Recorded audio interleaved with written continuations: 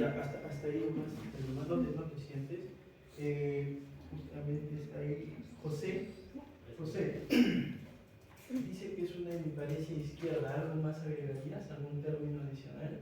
Sí, hemiparesia izquierda Proporcional. No te olvides, ¿no? Cuando la debilidad compromete en igual magnitud al miembro superior y al miembro inferior es proporcional. Muy bien, excelente, José. Y vamos a darle la oportunidad a Maricielo. Maricielo, en la parálisis facial, ¿le agregarías algún término adicional? Le agregaría parálisis facial central. Central, ¿no? Central porque está comprometiendo solamente la mitad inferior de la hemicara, ¿no? Perfecto, muy bien, excelente. Continúa, por favor. Isaac. Ya. Luego, por otro lado, respondiendo a la segunda pregunta, podría decirse que la afección ha sido, según lo que yo creo, en el hemisferio cerebral izquierdo. Muy bien, en el hemisferio cerebral izquierdo. ¿Alguna parte más específica? El hemisferio izquierdo es decir que vivimos en Sudamérica, ¿no? Un poco amplio, ¿no? Un poco difuso, nada preciso. ¿Alguna parte en especial? El encéfalo, más específico. Patrick Paredes está. Patrick, ¿qué opinas? ¿Qué nos dices? Está mal, obviamente, ¿no? Está mal la respuesta, ¿no? ¿Qué opinas? Yo creo que la afección podría ser del lado contrario, debería ser una afección del hemisferio cerebral derecho. Ese es un gran avance, ¿no? Recuerden, las fibras corticoespinales cruzan la línea media. Por lo tanto, si ustedes tienen una debilidad en el cuerpo derecho, la lesión tiene que ser izquierda, ¿no? Arriba tiene que ser, a menos que la lesión se produzca después de que decusaron, o sea, a nivel de la médula espinal cervical hacia abajo, ¿no? Primer buen aporte. Continúa, Patrick, no te corto. ¿Qué más? ¿Qué más nos puedes decir?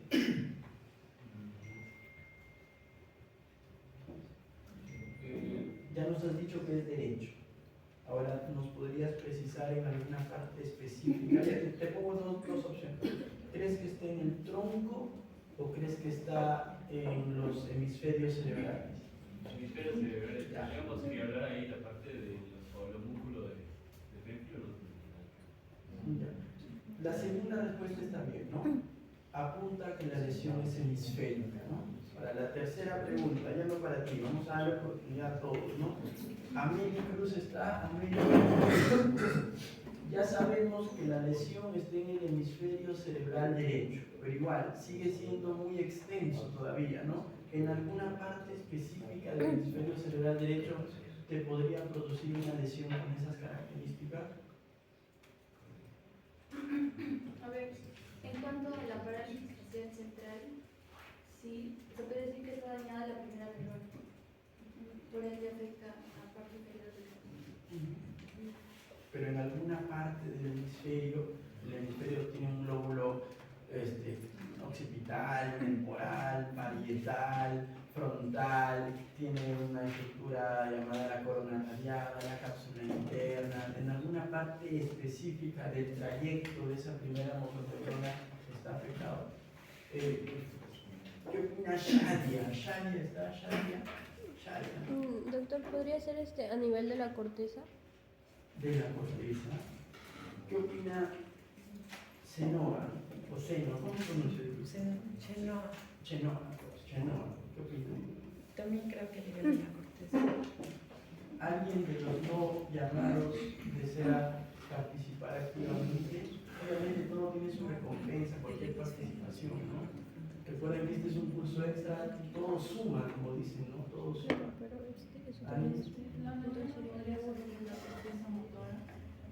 De ahí salió, obviamente que sale de ahí, pero ¿dónde localizaría la lesión? ¿Qué habíamos comentado? ¿Dónde?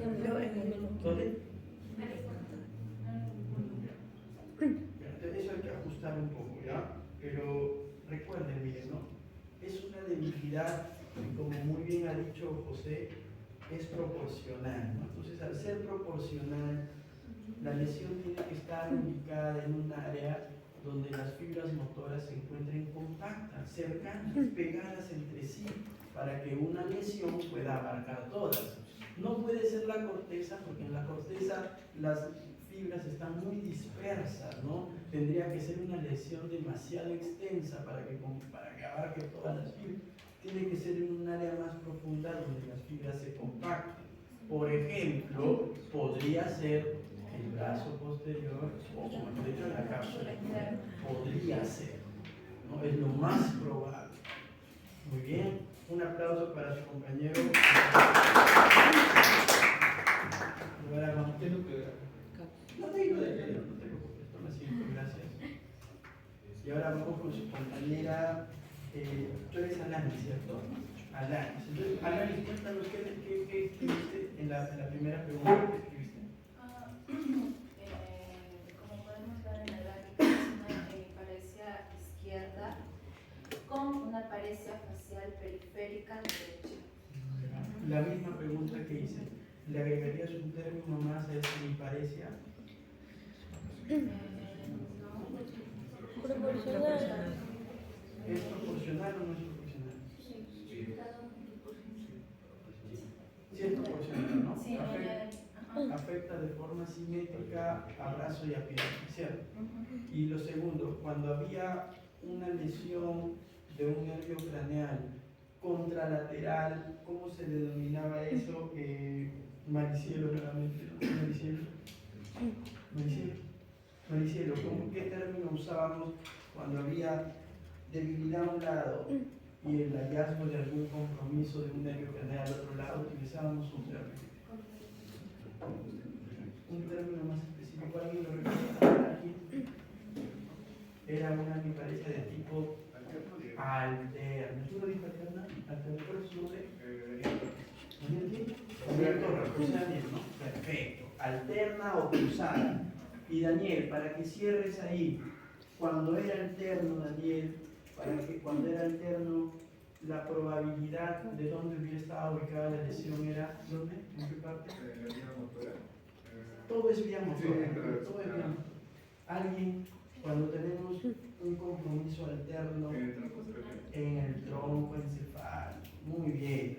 Entonces, ¿qué has escrito en ubicación, disculpa? Lesión en el tronco encefálico. En alguna parte específica del tronco. El tronco tiene 3 partes, ¿cierto? Tú dices en el bulbo. Patrick, ella dice en el bulbo. ¿Tú qué opinas? ¿Dónde está la lesión? ¿En qué parte del tronco?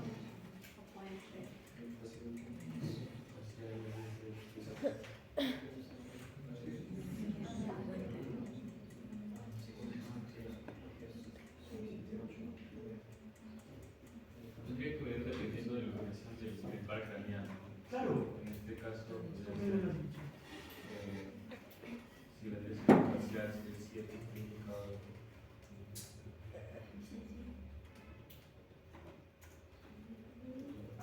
Ameli, ¿dónde está Ameli? Ameli, ¿dónde está? ¿Qué parte del tronco? ¿En el encéfalo? ¿Por qué? O en el grupo raquídeo, porque quizás ahí empieza a deposarse. Shadia, ¿dónde está? Shadia. Quizá en la protuberancia, doctor, ¿Por porque qué? ahí está cercano al nervio facial. Cercano. Al nervio facial. Ya. Esa es la respuesta, ¿no? La lesión tiene que ser pontina en el puente, en la protuberancia, porque es allí donde se ubica el núcleo motor del nervio facial. Segundo año, ¿no?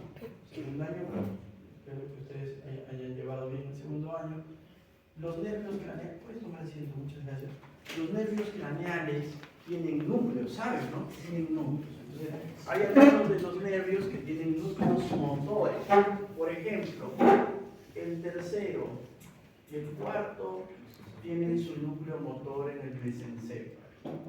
El quinto, el sexto y el séptimo tienen su núcleo motor en la protuberancia. Su núcleo motor, ojo, porque tienen otros núcleos también. Por ejemplo, el facial tiene un núcleo motor, tiene un núcleo o 2 núcleos parasimpáticos, tiene un núcleo sensorial, que es el sensorial gustativo, Ya, el motor. Y luego, el octavo, saben que no tiene núcleo motor, ¿no?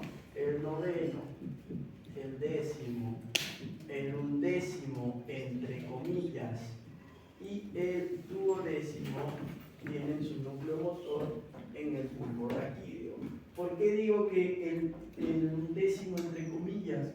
Porque recuerden que la mayor parte del núcleo motor del accesorio o espinal se encuentra más bien en la médula espinal cervical. Solo una mínima, pequeña parte se ubica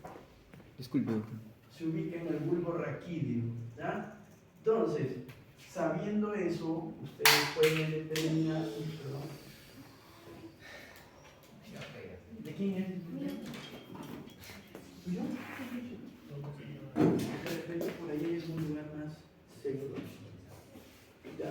Entonces, sabiendo eso, ustedes pueden ubicar la lesión, ¿no? Entonces, como ha escrito su compañera, esta es una hemiparesia izquierda de tipo proporcional, si quieren le colocan 2/5, más una paresia o parálisis facial periférica derecha, ¿no? Está bien la descripción, lo único que le falta poner que es alterno o cruzado, ¿no? Alterna o cruzada, ¿no? Y la lesión está en el tronco derecho. Esto es importante, ¿ah? ¿Quién hizo esto? Disculpe. Muy bien. La lesión está en el tronco derecho. El lado de la lesión lo dice la ubicación del nervio craneal comprometido. Entonces la lesión está en la protuberancia, específicamente en su lado derecho, ¿ya? La verdad es que si ustedes logran, digamos que discernir ese tipo de problemas, yo me doy más que satisfecho con el curso. Disculpe, ¿de la mota?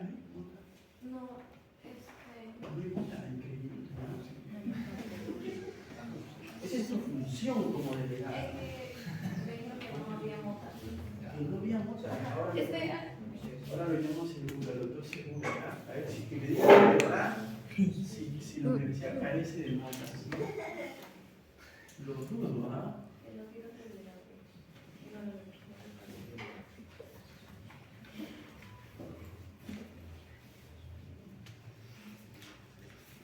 Entonces, vamos a avanzar, pero recuerden, esto es importante, hay un solo examen de miembros, entiendo, ¿cierto? Créanme que de las 20 preguntas, por lo menos 8 van a ser de la vía motora, porque en realidad es lo más importante, y es lo que cuando ustedes vayan a ver a un paciente, los demás médicos les van a preguntar, ¿ya?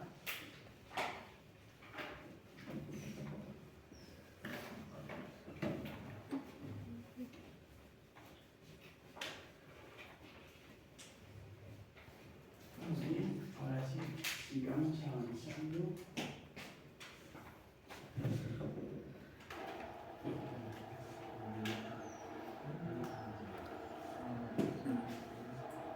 Ustedes saben, yo no les quito mucho tiempo, ¿no? Pero el poco tiempo que estamos aquí hay que tratar de estar concentrados, ¿no?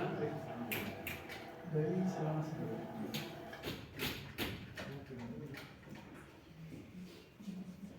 Entonces, muy bien. ¿Para qué? ¿Cuál es el objetivo de todo esto? El objetivo de todo esto es que ustedes logren localizar una lesión, ¿ya?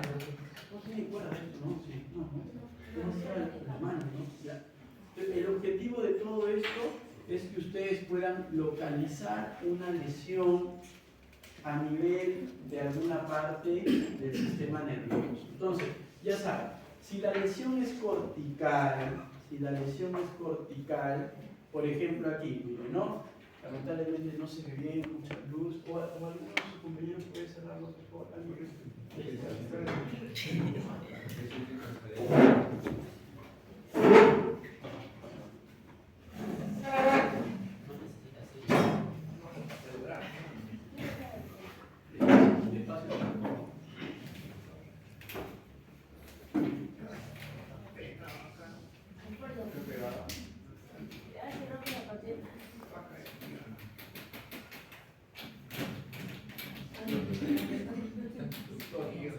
Lo más difícil. desvía.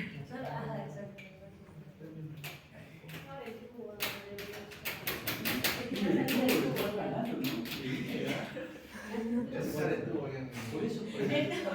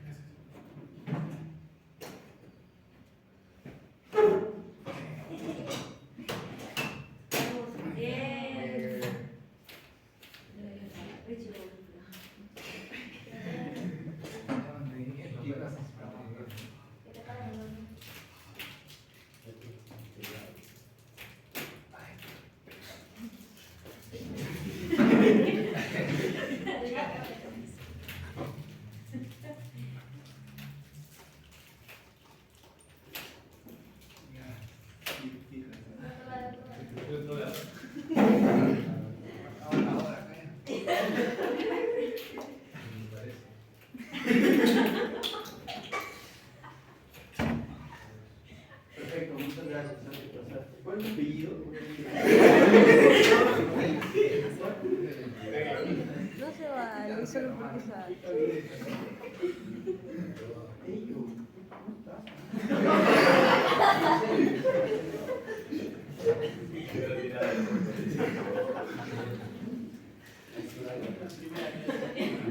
Entonces, mire, ay, gracias. Entonces, como les digo, el objetivo es que a través del examen clínico ustedes puedan ser capaces de mentalmente pensar dónde puede estar una lesión, para que al momento que ustedes quieran pedir un examen auxiliar, en primer lugar, sepan qué pedir, sepan a qué parte del sistema nervioso pedir y luego dónde buscar la lesión. Porque si vas a disparar, ya pídele una resonancia, pero luego no sabes dónde buscar, no es el objetivo ese. Por ejemplo, miren, ¿no? Las lesiones corticales, recuerden el homúnculo de Pemphius, ¿no?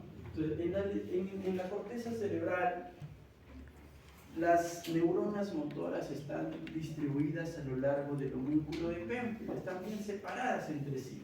Entonces, cuando hay una lesión cortical, que de por sí son lesiones raras, infrecuentes, porque tendrían que ser muy pequeñas y muy localizadas, cuando hay una lesión cortical, la debilidad que se va a producir es una debilidad bastante focal, bastante específica, bastante circunscrita, que solamente va a producir un déficit muy localizado. Por ejemplo, hay el caso, ¿no? Dice monoparesia pura, ¿no? Mono de una extremidad, ¿cierto?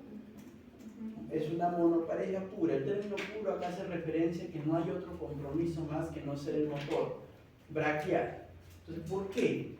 ¿Por qué una monoparesia es secundario a un infarto cerebral? Porque en este caso el infarto estuvo chiquitito, muy bien localizado en una parte específica de la corteza motora frontal, que probablemente es la parte que le corresponde aquí en el miembro superior, en el homúnculo de Pemphius. Es como que la lesión hubiera estado donde está ahorita el puntero, ¿no? Ahí. Entonces, si hay una lesión muy pequeña, muy localizada allí, obviamente el que va a comprometerse va a ser parte del miembro superior. Ahora, es raro, es infrecuente, es por eso que está publicado, porque no es frecuente encontrar lesiones así tan puras, tan localizadas. ¿Ya? El siguiente, el daño subcortical. Por ejemplo, esta es una resonancia, en las diapositivas que les voy a pasar, porque ya les pasé, si las tienen, ya les pasé, ¿cierto? Esta clase. No. Sí, es la segunda clase, que viene todo. Sí, profesor, revisan, claro. Increíble, ¿no? La de llegar a una existe, ¿no?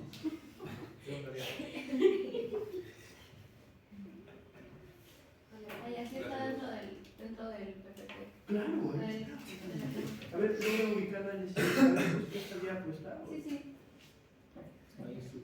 Sí, está, Se ¿no? vaya su corte. Claro, entonces miren, si ustedes lo pueden ver en el celular, que se ve mejor, ese brillo que ustedes pueden ver ahí, el brillo,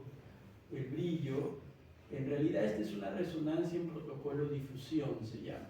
todo lo que brilla es producido por isquemia, por muerte celular, por citotoxicidad. Entonces, las zonas brillantes ahí son áreas isquémicas, áreas infartadas. Ahora, esa área infartada tiene un territorio arterial. Entonces, nuevamente, si ustedes repasan su segundo año, ¿por qué no les enseñé segundo año? No, ya. Si ustedes repasan su segundo año, se van a dar cuenta que este es un territorio que le pertenece a una arteria llamada... Ese es el brazo posterior de la cápsula interna y está irrigado ¿por quién? Está irrigado por una rama de la carótida que se llama la arteria coroidea anterior. ¿Ya? Coroidea anterior. La carótida tiene 5 ramas: oftálmica, comunicante posterior, coroidea anterior, y luego se divide en sus 2 grandes ramas que son cerebral anterior y cerebral media. Entonces, esa lesión está en el brazo posterior de la cápsula interna irrigada por la coroidea anterior. Entonces, ¿qué va a tener este paciente? Lo que mencionamos en el caso de su compañero Isaac, ¿no? Una debilidad proporcional, simétrica, ¿no? ¿Por qué? Porque las fibras en la cápsula interna están compactas, están pegadas. Una pequeña lesión es capaz de comprometer todo. Y además, usualmente, cuando hay una lesión allí, si ustedes ven detrás de donde dice pierna, ¿no? Detrás hay un cuadradito azul que dice sensorial o sensitivo. Usualmente estas debilidades por lesiones en la cápsula interna se acompañan también de un déficit sensitivo del mismo lado de la debilidad. Pero los pacientes se presentan con su debilidad, pero también en esa misma región tienen disminución de la sensibilidad. ¿Ya? Sigamos. El siguiente patrón es el daño córtico subcortical. Ojo, por frecuencia estos son rarísimos, por frecuencia estos son mucho más comunes.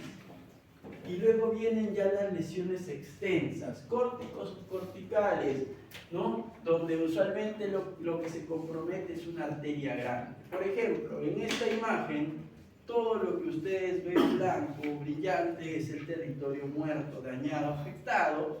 ¿Y por qué se produjo? Se produjo por una oclusión de un vaso que no se ve aquí, que es la arteria cerebral media. En este caso sí es la cerebral media del lado izquierdo. Miren, esta es la carótida.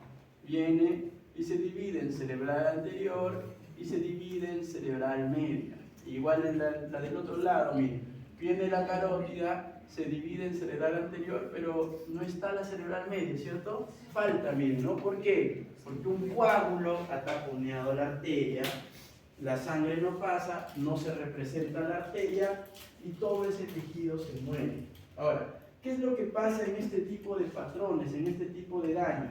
Como la lesión es extensa y compromete tanto la región subcortical o profunda como la región cortical, usualmente los pacientes tienen un daño motor, tienen un daño sensitivo, extenso obviamente todo un hemicuerpo, pero también tienen el compromiso de unas funciones que se llaman funciones superiores. ¿Cuáles son las funciones superiores? El lenguaje, la memoria, la gnosia, la praxia, etc. ¿Qué es lo que a ustedes les debería llamar la atención cuando sean médicos generales, ¿no? Yo sé que no todos de acá van a ser neurólogos ni les gusta la neurología, entiendo yo, por algo están aquí, ¿no? Y no están ya en otro curso, ¿no? Entonces, ¿qué es lo que ustedes deberían evaluar en cuanto a las funciones superiores? Una que es el lenguaje, ¿no? El lenguaje. Si ustedes recordarán en su curso regular, los trastornos del lenguaje se denominan afasia, ¿cierto? Sí les han hablado de las afasias. Hay varios tipos de afasia. Las 3 más comunes: la afasia de Broca, la afasia de Wernicke, exactamente, y la afasia global.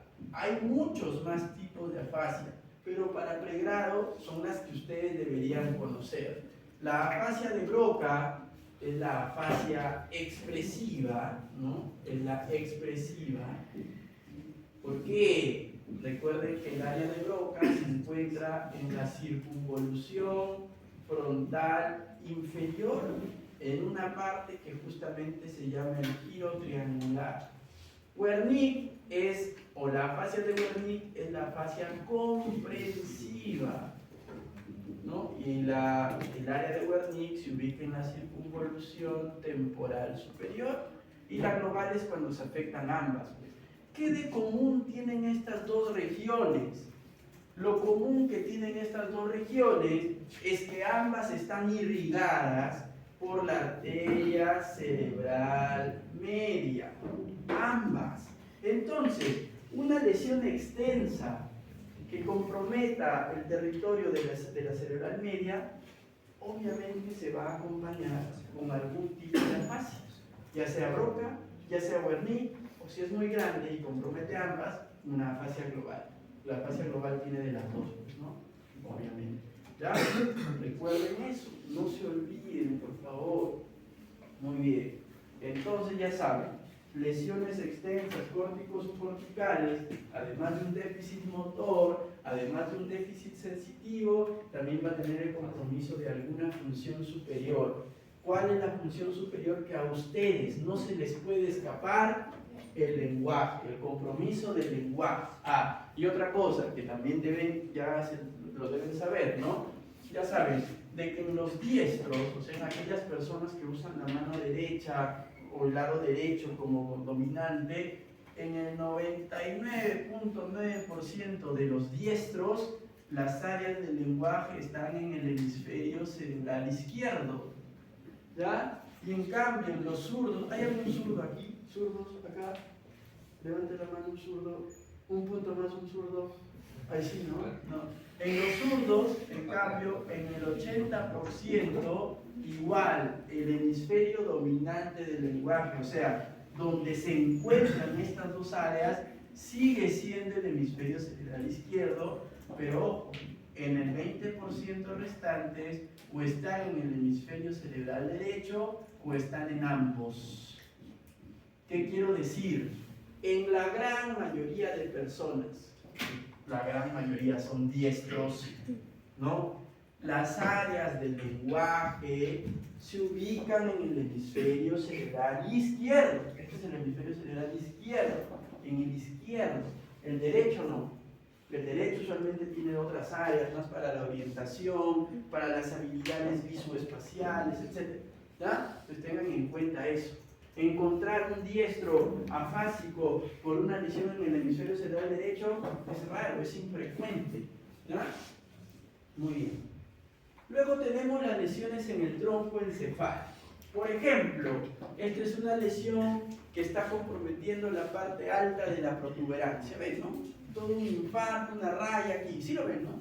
Está el puente, la parte alta del puente, la mitad se infartó, ¿no? La mitad izquierda. Este paciente muy probablemente hubiera tenido algo muy parecido a lo que presentamos en el caso aquí que nos describió su compañera, solo que del otro lado, ¿no? Porque aquí la lesión es izquierda, el déficit motor hubiera sido derecho y la parálisis facial hubiera sido izquierda, ¿cierto? Porque está en el lado contrario, ¿no? Entonces ya saben, en el tronco encefálico que tengo como regla, tengo una debilidad que puede ser parálisis, puede ser paresia, dependiendo del lado, ¿no?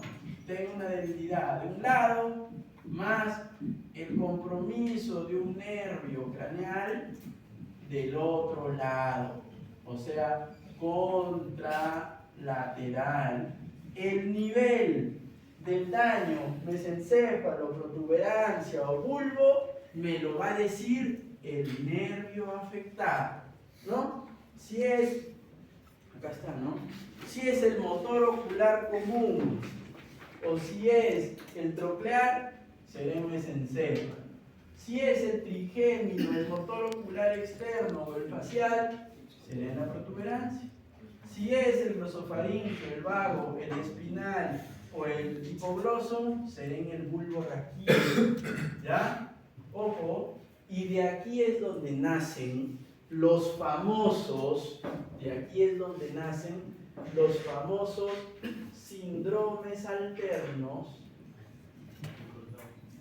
o cruzados del tronco encefálico, que son nombres que espero que les hayan mencionado en el curso regular.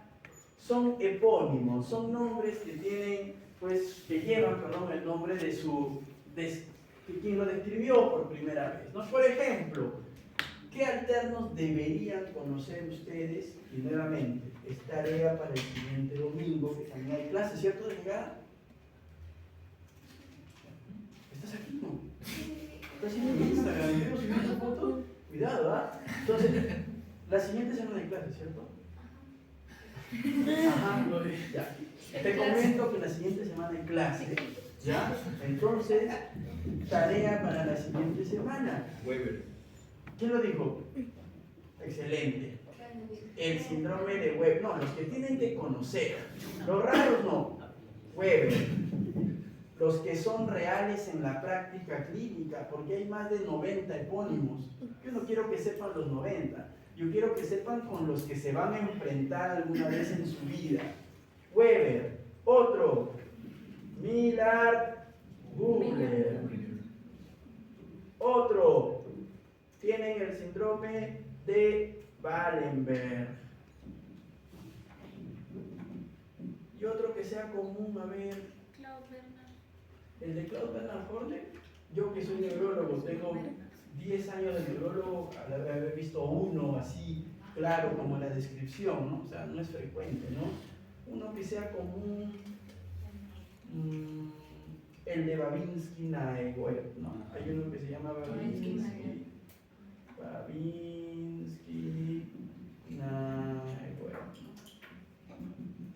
Ya. Por favor, cada uno de ustedes, igual, ¿no? Quienes tengan marcas o eso, va a salir y va a describir por qué se caracteriza alguno de los síndromes. ¿Está bien? Perfecto. Entonces ya saben, son síndromes alternos del tronco encefálico. Muy bien, sigamos. Y por último, tenemos las lesiones en la médula espinal. Porque recuerden, ¿no? Estamos siguiendo todo el trayecto de la primera notoneurona. Corteza, subcorteza, tronco encefálico, en el bulbo raquídeo cruza la línea media y se va para la médula espinal. Por ejemplo, ¿qué ven allí ustedes? ¿Verdad? Esta es una resonancia de columna dorsolumbar.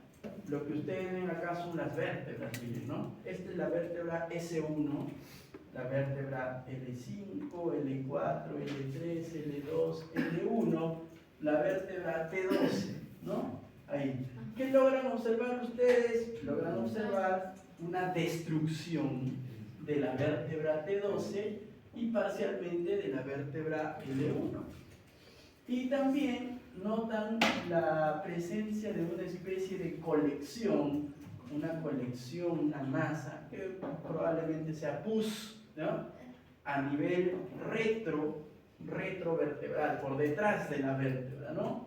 Y esa colección está comprimiendo una estructura que se llama la médula espinal. ¿Ven, no? Allá miren cómo comprime, la está dañando, la está afectando. Entonces, obviamente, al comprimir, al afectar, en este caso, la médula lumbar, el paciente va a tener síntomas, ¿no? ¿Y cuál va a ser el síntoma? En este caso, el síntoma motor, ¿cuál sería? ¿Quién me dice? ¿Cuál sería el síntoma motor del paciente? ¿Qué tendría? Cuadriparesia, dice la delegada. ¿Quién da más? Puede ser una para. ¿Sí? Paraparesia. Paraparesia. ¿Por qué no cuadriparesia? Porque recuerden que las fibras que van a los brazos salen de la parte cervical. Pero en la cervical ya pasamos y está bien. El problema es lumbar, abajo. Entonces, esta lesión va a producir una paraparesia. ¿Ya ven que no es difícil? Es sencillo. Por eso, cuando ustedes vean a un paciente con paraparesia, ¿no?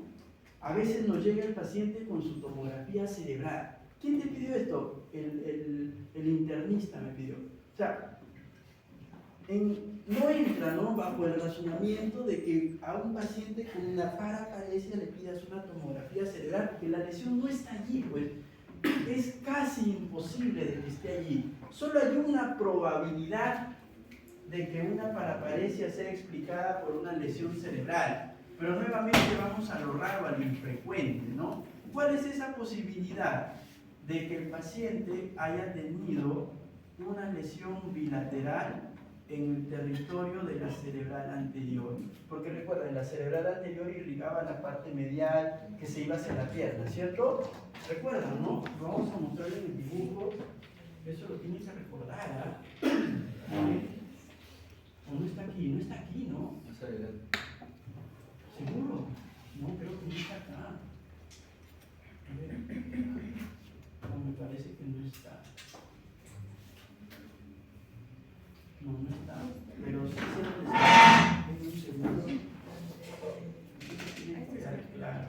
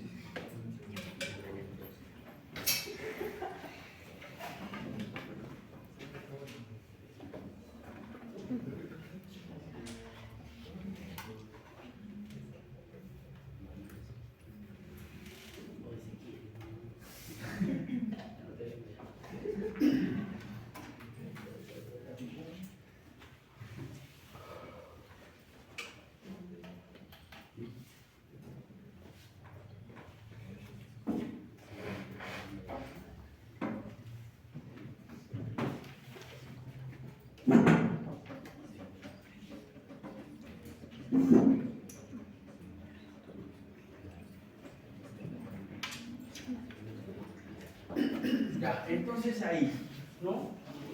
Si ustedes pueden observar la figura, tienen ambos hemisferios cerebrales y también tienen en distintos colores lo irrigado, ¿no? En color celeste tienen lo irrigado por la arteria cerebral anterior. Entonces, la única posibilidad por la cual un paciente venga con una debilidad en ambas piernas y que el origen sea cerebral es que de ambos lados lo comprometido sea la cerebral anterior. Pero es muy raro, ¿no? Es demasiado raro, ¿no? ¿Ya? Es muy infrecuente, ¿ya? Entonces, obviamente por lógica nada más, lo más frecuente es que la lesión haya estado, como muy bien han dicho ustedes, en la médula espinal, ¿ya? Muy bien, sigamos.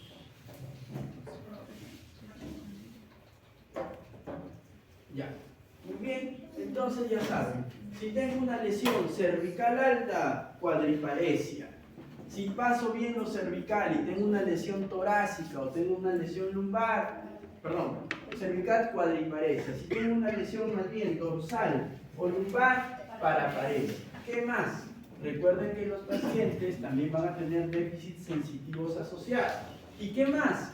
Que es típico en lesiones de la médula espinal que hay compromiso de los esfínteres. Los pacientes no pueden misionar, se les llena la vejiga, tienen dolor y hacen algo que se llama globo vesical, y también los pacientes se estriñan, pues, ¿no? No pueden defecar, se estriñan, hacen un estreñimiento grave. Muy bien. Y con eso ya tenemos pues el famoso síndrome motor de primera neurona. Pregunta de examen: ¿cuáles son las características del síndrome motor de primera neurona? Lo primero, que tiene que haber una debilidad, pues, ¿no? Una parálisis, una paresia. Lo segundo, y no menos importante, es la distribución de la debilidad. Recuerden ustedes, lesiones de la primera neurona usualmente producen déficits motores que abarcan o todo un hemicuerpo o toda una extremidad. Es muy raro que afecte solo a una pequeña parte de una extremidad. Es raro, es infrecuente. Lo más común, o todo un hemicuerpo o toda una extremidad, o las 4 extremidades o las 2 piernas, así. Lo otro que no cumple ese patrón es totalmente raro. ¿Qué más viene? Viene la hipertonía. La hipertonía es un incremento en el tono muscular. ¿Qué es el tono muscular? Es mi estado basal de posición, ¿no?, del músculo, ¿no? Ni muy suave ni muy rígido, es lo normal, lo basal. Entonces, obviamente, para que ustedes logren identificar lo basal, tienen que evaluar a personas normales. De esa forma se van a dar cuenta cuál es el tono muscular normal. Si es que hay un incremento en la resistencia a la motilidad pasiva, se llama hipertonía. Hay 2 tipos de hipertonía, la espasticidad y la rigidez. La rigidez más acompaña a parkinsonismo, o sea, al Parkinson o enfermedades parecidas al Parkinson. La espasticidad más acompaña a lesiones de la primera neurona motora, no se olvide. Luego tenemos la hiperreflexia, que es un incremento en la intensidad de los reflejos. Luego tenemos el signo de Babinski, ahora lo vamos a ver, que es el reflejo plantar extensor. Y luego tenemos el clonus, que es el grado máximo de hiperreflexia. Y obviamente, como el paciente deja de utilizar mucho el lado o la extremidad afectada, hay una atrofia muscular, hay una disminución, ¿no?, del volumen o del trofismo muscular. Por ejemplo, ese señor, miren, ¿no? Yo lo estoy evaluando ahí, levantó bien la mano derecha, ahora le pido que levante la otra mano, ¿no? Miren, le pido que levante la otra mano, nada, no la levanta. Yo la levanto, la dejo caer y miren, ¿no? Nada, está cero, ¿no? Está paralizada esa mano, ¿sí lo ven, no? Luego la pierna, miren, ¿no? Él solito la pone en flexión, la deja ahí, la mueve, ¿no? Él. Y cuando le pido que lo haga en el otro lado, nada, ¿no? Entonces miren, yo le levanto la pierna, la dejo caer, nada, ¿no? El paciente tiene una hemiplegia del lado derecho, ¿cierto? El lado derecho está hemipléjico ahí. Simplemente por la distribución de la debilidad, ya ustedes saben que es un síndrome motor de primera neurona. Aquí hay que hacer una aclaración. La hipertonía, la hiperreflexia, el Babinski, son manifestaciones que no aparecen de inmediato. Para que aparezcan necesitan algunos días. Por ejemplo, lo primero es la debilidad, pues, que aparece desde el primer momento. Luego viene el Babinski, que puede aparecer horas después, pero la hipertonía y la hiperreflexia aparecen días después, muchas veces una semana después todavía. Porque al inicio el paciente va a estar más bien flácido, hipotónico, como es lo que parece ahí en el video, y también va a tener una disminución de la intensidad de los reflejos. Luego, con el paso de los días, ya se va a instalar todo este síndrome que es el clásico, ¿ya? No se olviden. Luego viene el signo de Babinski, ¿no? ¿Cómo se evalúa el signo de Babinski? Ya saben ustedes, haciendo una especie de J invertida en la planta del pie. La respuesta normal por el dolor es que el paciente haga esto, ¿no? Haga una garra por el dolor, ¿no? Algunos no hacen nada, es lo normal también. Y el Babinski es que más bien el dedo gordo lo extienda hacia atrás, ¿no? Lo hiperextienda. Puede o no puede estar acompañado de una separación de los otros dedos. La cosa es que ustedes vean el dedo gordo del pie para ver si se va hacia atrás o no. A ver, veamos el video que hay. Miren, ¿no? ¿Ven cómo se ve? ¿No? Babinski, ahí tiene el sellito. Muy bien. Luego, la búsqueda del clonus, ¿no? ¿Cómo se busca el clonus? Increíble, ¿no? Ya. ¿Cómo se busca el clonus? Miren acá, el primer video, el de la abajo a la derecha. No, abajo a su izquierda, perdón, de la señora, ¿no? Perdón. Ustedes doblan la rodilla del paciente, ¿no? Miren, una mano mía está provocando flexión de la rodilla y con la otra mano ustedes aplican una fuerza hacia adentro, ¿no? En la planta del pie.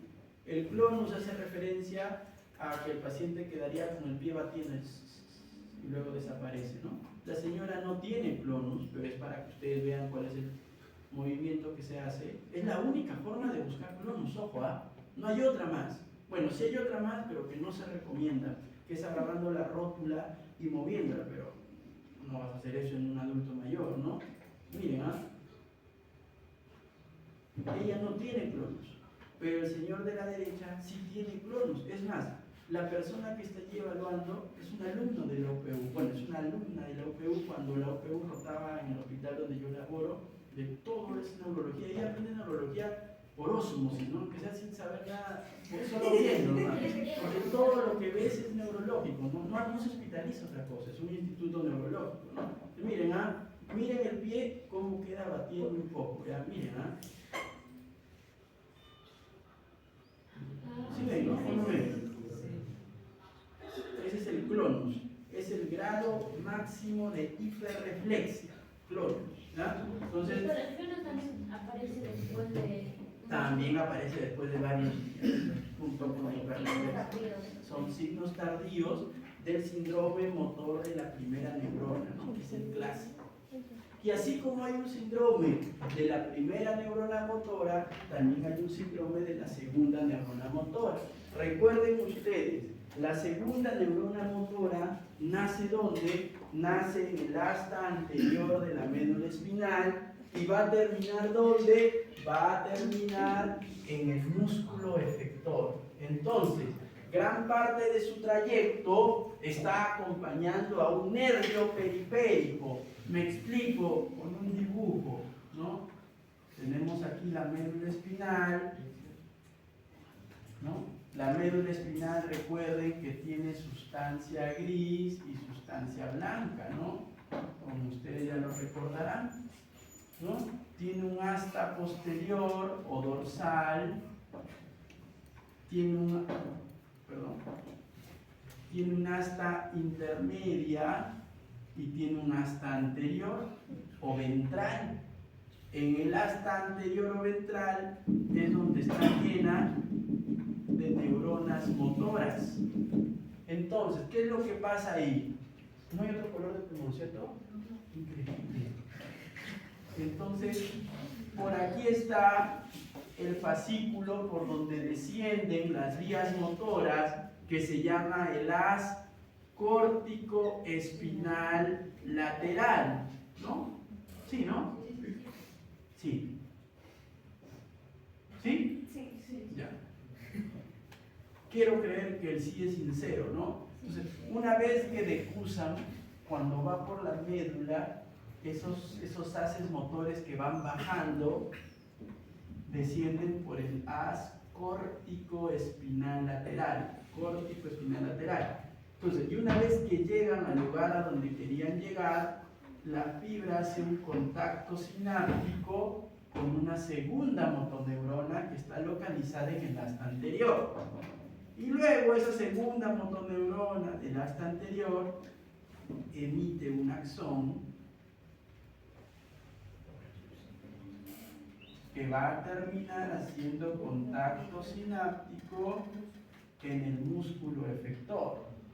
¿Todo esto qué es? Bueno, en primer lugar es la raíz anterior, ¿no? Que luego se une con la raíz posterior, ya saben ustedes, la raíz posterior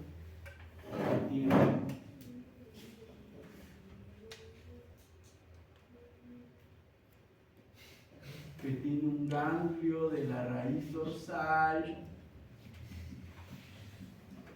que es, ¿esta neurona qué es? ¿De qué tipo? Vamos a preguntar. Ya hay que dejar un poco a los que han faltado, ¿no? ¿O seguimos con ellos? ¿Qué opinan? Seguimos, ¿no? Porque por algo han faltado, porque saben. Vamos a llamar a alguien que se fue a la primera clase y regresó. Acá está, yo lo tengo todo anotado. Samantha Michelle. Samantha, ¿está? ¿Ya se fue? Samantha, otra vez. Samantha, este axón es motor, ¿cierto? ¿Y este axón? ¿Cómo? sensitivo, ¿cierto? Ya. Entonces, esta es la raíz anterior que es motora, esta es la raíz posterior que es sensitiva. Recuerda, el cuerpo de la primera neurona, perdón, el cuerpo de la segunda neurona motora está en el asta anterior, en el asta ventral. Pero el cuerpo de la primera neurona sensitiva está en el ganglio de la raíz dorsal. Pregunta del ENAM, pregunta del examen de salud, pregunta ¿dónde está el cuerpo de la primera neurona? Bueno, ahora que el MINSA va a hacer el examen ya preguntan tonterías, ¿no? Pero en su momento era pregunta, ¿ya? Está en el ganglio de la raíz dorsal. Entonces, olvidémonos de eso. La segunda neurona motora se ubica ahí, su axón sale por la raíz anterior y luego cuando se une con la parte sensitiva forma un nervio espinal que luego cuando sale, pues primero es nervio espinal y luego termina siendo un nervio periférico, pues, ¿no? Un nervio periférico, ¿no? ¿Cuáles son los nervios periféricos? Los que les han enseñado a ustedes, pues, ¿no? Nervio axilar, músculo cutáneo, mediano, cubital, radial, ciático, femoral, tibial, peroneo común, todos los que les han mencionado en el curso regular, ¿cierto? Sí. Correcto. Cierto, perfecto. Entonces, cada uno de esos nervios tiene un grupo muscular al que se dirige, ¿no? Es por eso de que yo les comento que cuando se compromete la segunda motoneurona, no puede haber pues una debilidad en mi cuerpo ni de toda una extremidad, sino que usualmente se van a comprometer aquellos músculos inervados por dicho nervio, ¿no? Por ejemplo, hay un síndrome bien conocido, que es el síndrome de la mano caída, ¿no? Síndrome de la mano caída. Vamos a ponerlo como ejemplo, porque es muy ilustrativo. Síndrome de la mano. ¿Ya hemos hablado de eso todavía? Todavía, ¿no? También conocido antiguamente. ¿Gota? ¿Cómo? Lluvia, caída. Mano. O sea, el nombre me refiero. En gota. También conocido como el síndrome, o mejor dicho, también conocida como la parálisis del sábado por la noche. Sábado por la noche, o también conocida como la parálisis de la luna de miel, así le conocen. Tiene esos dos nombres antiguos que ya pues con la generación de cristal ya no se pueden usar, ¿no? Ahora, ¿a qué hace referencia? ¿Por qué se le llamaba así? En primer lugar, lo que ustedes tienen que saber, como recordar, es que los músculos que se usan para hacer este movimiento de la dorsiflexión de la mano son los mismos músculos que se usan para hacer puño y coger las cosas fuertemente. Y esos músculos están inervados por un nervio que se llama el nervio radial, ¿ya? Punto 1. Punto 2. Estos síndromes tienen esos nombres, ¿por qué? Porque hacen referencia a dos fenómenos. Antes, cuando uno se quedaba dormido en una silla, luego de tomarse unos helados, la gente se dormía así, abrazándose. ¿Han visto? Un borracho se queda así dormido, ¿no? Entonces, ¿qué comprime? Comprime la silla con el brazo ahí. Al comprimir la silla y el brazo, se está presionando el nervio radial a nivel, pues, ¿no? A nivel del húmero, ¿no? Ahí justamente porque pasa por un surco que se llama el surco espiral, bien adherido al hueso, está el hueso, ¿no? Viene el hueso y el nervio hace una vuelta justamente bien pegado y es ahí donde lo comprime. Por eso se llamaba el síndrome del sábado por la noche. ¿Y por qué le pusieron también el de la luna de miel? Porque en la luna de miel antiguamente era el primer momento donde los esposos pues podían dormir juntos. Y cuando dormían, el esposo pues abrazaba a la esposa y la cabeza de la esposa dormía encima del brazo, ¿no? Como bien cucharita, algo así, ¿no? Entonces la cabeza presionaba el brazo y nuevamente comprimía el nervio radial. y el esposo amanecía feliz, pero con el brazo no podía ni levantar la taza, ¿no? Ojo que es bastante frecuente, ¿ah?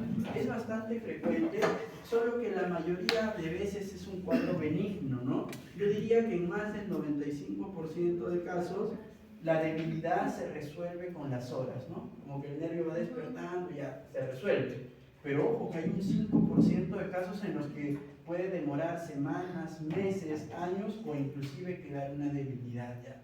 Ojo, tengan cuidado ahí, ¿no? Una almohada. ¿Ya? Entonces, muy bien. Ahora, entonces, lo primero desde la segunda neurona motora, debilidad o ausencia total de movimiento, pero ya saben la distribución. La distribución está en el territorio de un nervio o de más de un nervio periférico. Doctor, pero yo he escuchado de un síndrome que se llama el síndrome de Guillain-Barré. Yo sé que ese síndrome afecta a la segunda neurona motora y el paciente puede tener un compromiso de la fuerza de las 4 enfermedades. Sí, pues, ¿no? Pero sale de la regla, pues es uno en 100.000 habitantes, pues, ¿no? O sea, no es común, no es frecuente, ¿ya? Lo siguiente, miren, hay hipotonía, disminución del tono, hay hipo o arreflexia, ¿no? Disminución de la intensidad de reflejo o ausencia de los reflejos. No hay Babinski, no hay clonos, ya casi la atrofia es precoz, es rápida, es como cuando te ponen un yeso. Si alguna de ustedes, le han puesto un yeso, al mes que le sacan el yeso, su extremidad está totalmente flácida, flaca, no tiene nada. Igual que el compromiso de la segunda neurona motora. ¿Ya? Sigamos, a ver, ¿qué más? Salud. Entonces ya sabemos que es una hemiparesia o una hemiplejía directa, ¿cierto? Cuando hay un compromiso o una asimetría facial de tipo central en el mismo lado de la debilidad. Y eso es sinónimo a que la lesión está afectando alguna parte del hemisferio cerebral. Pregunta de examen. Segundo, ¿cuándo es alterno?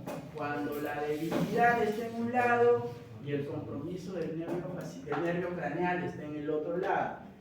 Lesión de tronco encefálico. ¿Cuándo es proporcional? Cuando la debilidad afecta de forma simétrica ambas extremidades, tanto la superior como la inferior. La superior es la braquial cuando hacemos referencia a la descripción del déficit. La inferior usamos la palabra crural. Y cuando es no proporcional, cuando afecta más a uno que al otro. ¿Ya? Muy bien. Sigamos ahora con el tono muscular. Vamos a ver aquí. Un segundo, perdón. Ya, ahora sí. El tono muscular. Entonces, ¿cómo yo evalúo el tono muscular? Con movimientos pasivos. O sea, yo muevo la extremidad del paciente, le pido al paciente que no haga nada, que simplemente se deje llevar. Entonces, miren, como ustedes verán en el primer video, yo coloco mi brazo por encima de la muñeca y luego, miren, ¿no? Voy rotando. Luego, por encima del codo, voy evaluando. Y luego hago movimientos del hombro también. ¿Qué busco? Busco ver si es que hay un incremento o una disminución de la resistencia al movimiento. Igual para la pierna, ¿no? Miren ahí. Veo hasta dónde va el rango articular. Veo si hay incremento en la resistencia al movimiento o no. La única forma de saber cuándo está bien es cuando evalúen a varias personas, ¿no? Y sepan cuál es lo normal y obviamente comparando un lado con el otro, ¿no? ¿Qué hallazgos puedo tener? Como yo les comentaba, puedo tener espasticidad cuando la lesión es de la primera motoneurona y puedo tener rigidez cuando la lesión más bien va al lado de los parkinsonismos, ¿no? Recuerden que no solamente el Parkinson produce rigidez, sino hay una serie de enfermedades como las que van a ver el otro año, no les voy a adelantar, pero que pueden producir una rigidez. Ahora, la verdad es que explicar la rigidez es muy complicado. La única forma es que ustedes la sientan, ¿no? Si no, no hay otra forma, ¿no? No hay otra manera, ¿no? Igual vamos a mostrar una figura, pero explicarlo con palabras no se puede, ¿no? Y el otro lado también es la hipotonía. ¿Cuándo hay hipotonía? Cuando hay una lesión de la segunda motoneurona o cuando hay una lesión cerebelosa. Recuerden, los síndromes cerebelosos cursan con hipotonía. Ahora, la espasticidad sí se puede mostrar. La espasticidad va de la mano con un signo que se llama el signo de la navaja. ¿Pero por qué? Las navajas ahora tú aprietas un botón y sale la navaja, ¿no? En cambio, las navajas antes eran con un movimiento, ¿no? Tienes que hacer un movimiento para que la cuchilla salga. Y miren, ¿no? Este es un video que también yo he grabado y es una paciente que lamentablemente ya tenía una secuela neurológica por una hemorragia subaracnoidea extensa. Entonces, lo primero que yo quiero que vean es la postura. Miren la postura. La señora está así. Es una flexión anormal. ¿Ya? Es una postura anormal, una flexión anormal. Y está así porque está hipertónica, pues, ¿no? ¿Cómo busco yo el signo de la navaja? Pues separo, miren lo que voy a hacer yo ahí, ¿no? Miren, ¿no? Yo separo la extremidad y miren cómo regresa, suelto, ¿ven? ¿Vieron, no? Solito regresa a su posición original, ¿no? Igual, lo repito, ¿ya? Separo yo la extremidad, la dejo en su posición original, ¿no? Pues por eso que es importante hacer terapia. Luego de una lesión de la primera motoneurona, cual pueda ser el origen, un infarto, una hemorragia, un tumor, un absceso, lo que sea, el paciente queda con un déficit. Si ustedes no hacen terapia, ¿no? O sea, si el paciente no hace su terapia, no hace ejercicios musculares constantemente, el miembro o el lado se vuelve hipertónico. Y eso obviamente va a dificultar la marcha en el caso de la pierna o realizar sus actividades, es como si es en el caso del miembro superior. Ese es el signo de la navaja. ¿No? ¿Se parece? Lo vuelve inmediatamente a su posición. ¿Ya? Muy bien, sigamos. Como les dije, la rigidez no se puede explicar ni siquiera con un video porque no se ve nada. Básicamente tú lo sientes. Y lo sientes como el famoso signo de rueda dentada. Tú vas moviendo la extremidad y vas viendo que hay cada vez hay como una especie de obstáculo que vas venciendo, ¿no? Obviamente que tienes que tener mucha paciencia, esto se hace muy lentamente, muy suavemente, de preferencia hay tips, ¿no? Si es que tú quieres buscarle la rueda dentada en el miembro superior derecho, tú le puedes pedir que haga alguna actividad motora con la otra mano, ¿no? Señor, con esta mano abra y cierre, y tú le vas buscando aquí, ¿no? El paciente tiene que abrir y cerrar, o señor, haga como que se peina, ¿no? Y tú le vas buscando acá, ¿no? ¿Ya? Entonces, específicamente, se utiliza pues en aquellos pacientes con Parkinson o con alguna enfermedad parecida a. Dejamos de lado lo motor y vamos a lo sensitivo, ¿ya? Dejamos de lado lo motor y vamos a lo sensitivo. La sensibilidad, como ustedes pueden recordar, se clasifica en sensibilidad superficial y sensibilidad profunda. ¿Por qué? Porque las vías que comparten son muy parecidas. La sensibilidad superficial incluye al tacto, ¿qué tipo de tacto? Al tacto grueso, no discriminativo o llamado protopático. Luego también incluye a la sensibilidad al dolor o algésica y a la sensibilidad térmica, ¿no? En cambio, la sensibilidad profunda incluye la sensibilidad propioceptiva consciente, que tiene estos tres tipos: la palestesia, la batiestesia y la varestesia. Si ustedes no recuerdan el curso regular, lo que tienen que saber, a borrarlo.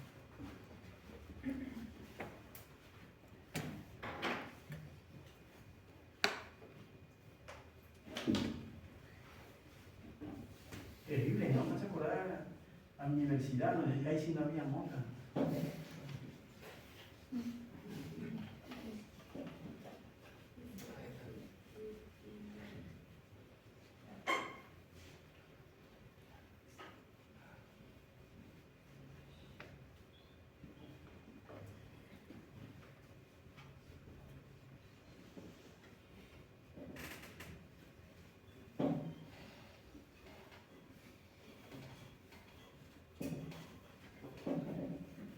Entonces, recuerden ustedes, sensibilidad profunda.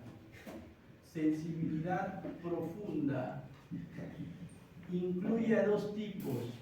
Incluye a la sensibilidad propioceptiva consciente, que a su vez se subdivide en esas tres. La primera, la palestesia. La palestesia es la sensibilidad vibratoria. ¿Y con qué la evaluamos? Justamente con un aparatito que se llama el diapasón, ¿cierto? Vibratorio. Luego, la siguiente es la batiestesia, que es la sensibilidad posicional. La batiestesia, ¿no?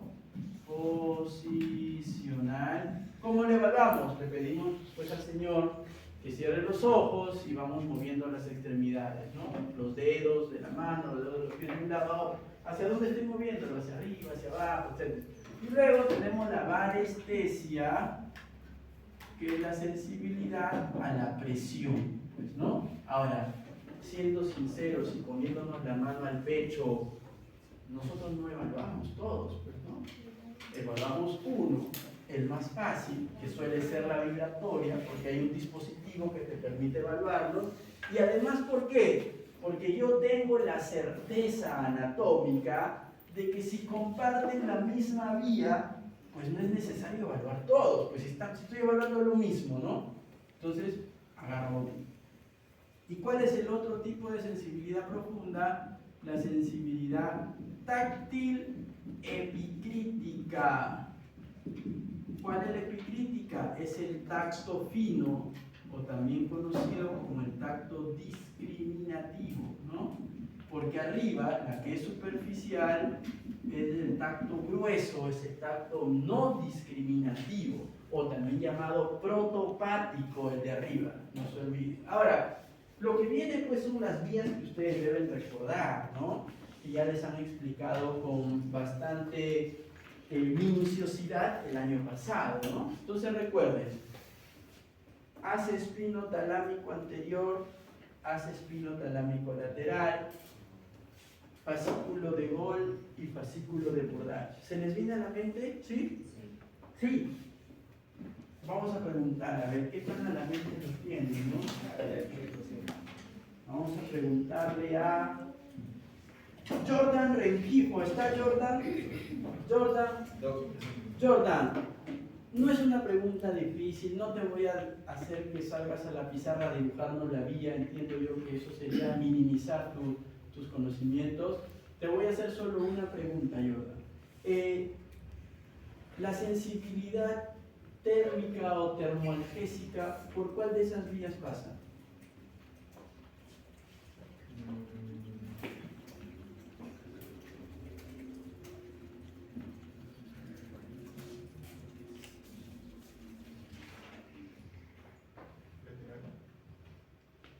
¿Cuál? Por el más amarillo, doctor, porque hace espinotalámico lateral y de abajo no veo bien que dice espinotalámico anterior. Muy bien, Jordan. Te felicito. Nadie te tenía fe acá, pero yo sí te tenía fe, por eso te llamaron. Entonces, como dice Jordan, la sensibilidad termoalgésica pasa por el haz espinotalámico lateral. El tacto protopático no discriminativo pasa por el espinotalámico anterior. Es por eso que en su conjunto se denominan el sistema anterolateral y va de la mano con la sensibilidad superficial. Y a su contraparte, la sensibilidad profunda viaja por los fascículos de Gol y por los fascículos de Bourdache, que forman el cordón, ahí ustedes tienen que decir algo, que forman el cordón posterior, ¿ya? Cordón posterior. Vamos a hacer otra pregunta. A la delegada, que nunca le pregunto, ¿no? Y no ha traído mota, no ha traído mones. Señorita Melanie, ¿cuál de los dos trae información del miembro inferior? Gol o Burdach. Tienes un 50% de probabilidades de acertar y un 50% de El probabilidades miembro inferior. 50-50.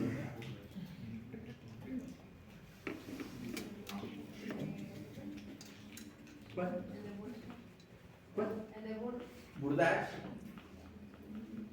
Y vamos a ver qué opina otra persona. No he dicho si está bien o mal. Tampoco he hecho ninguna expresión para que. Vamos a preguntarle a Andrea Luciana. ¿Está Andrea Luciana? Sí. Andrea Luciana, la misma pregunta. Polo Burdach, ¿cuál trae información del miembro inferior?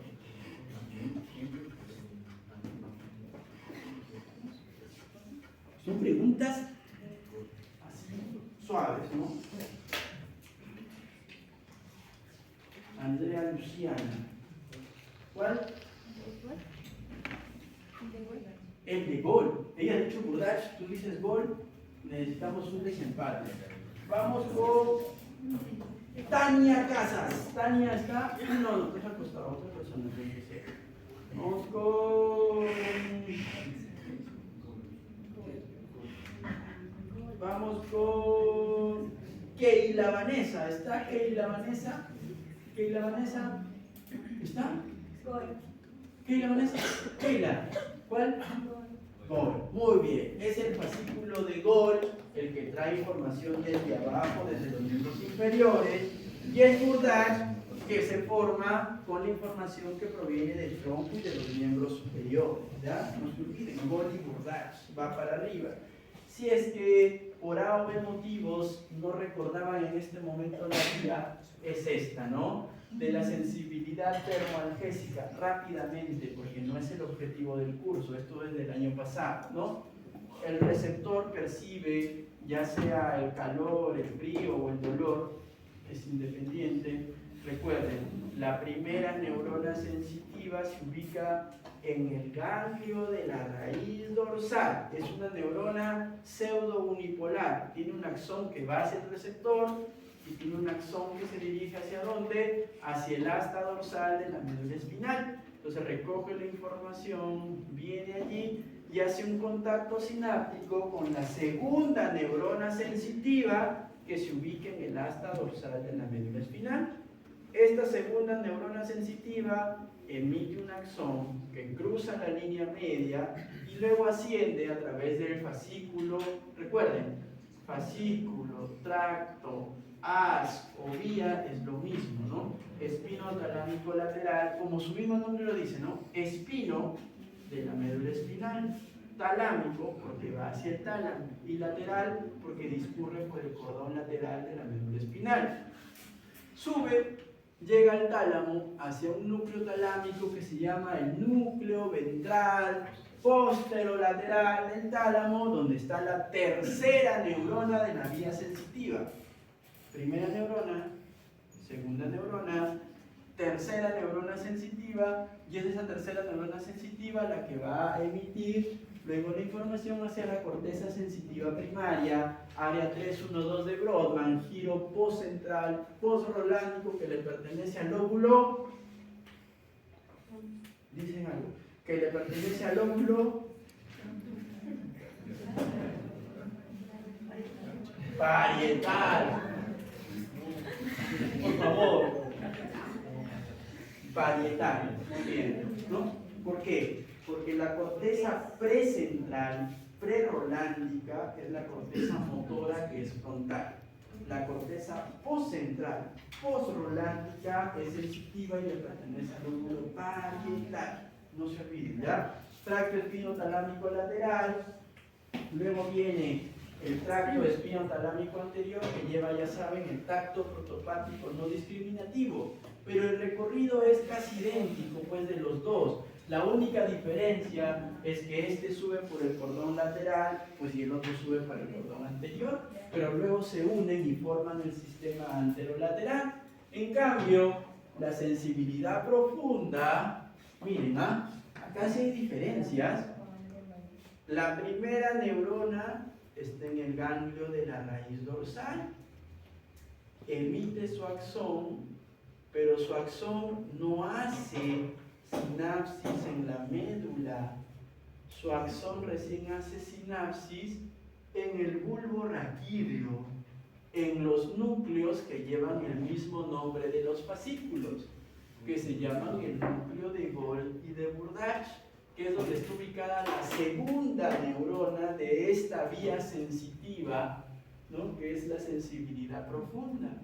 Recién esta segunda neurona emite su axón que cruza la línea media y va a ir hacia el tálamo. Esto es el cordón posterior llevando el haz de Gol y de Burdach. A esta línea amarilla o a este fascículo se le llama el lemnisco medio. Ojo, tengan cuidado. Llega al tálamo, al mismo núcleo, el núcleo ventral posterolateral, y termina en la misma corteza sensitiva primaria.